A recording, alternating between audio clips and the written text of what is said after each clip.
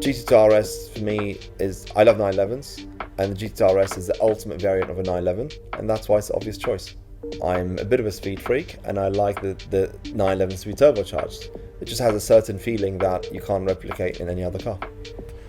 When I got into the GT2 RS the first time and started driving, actually when I had about 150 miles, we took it to Goodwood on a day that to bed the car in, and everything else was a day that was being organised. Straight away I felt there was improvements to be done on the car.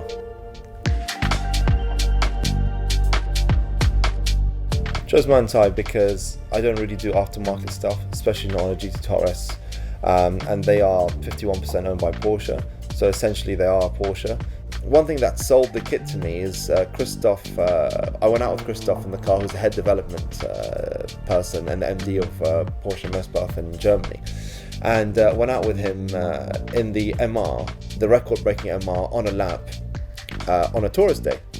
I can't disclose what kind of time we're doing because you're not supposed to time, but the telemetry was on the car anyway. It was the record car.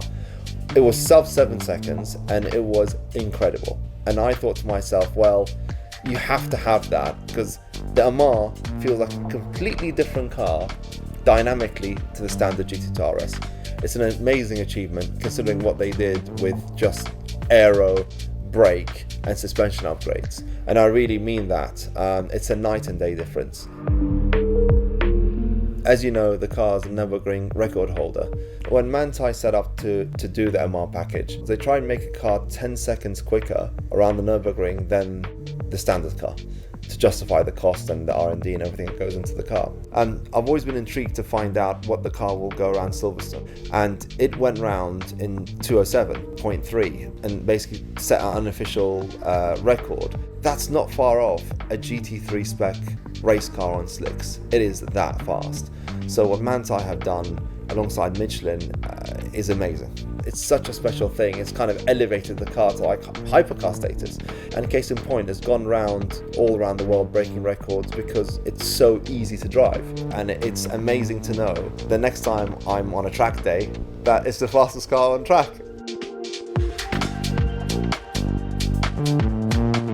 Talking about the DNA that runs through me, I always want the best of everything.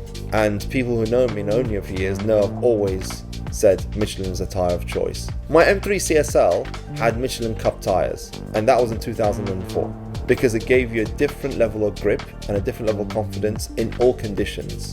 Once you go to a Cup 2, the Cup 2 is a fantastic tyre, but it's a lot more road biased than the R. Once you go to an R, you can't go back to the Cup 2.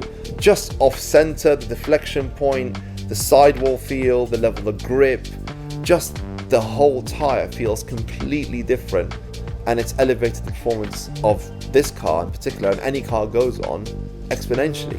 It really adds that much enjoyment in what I enjoy most in life, which is driving.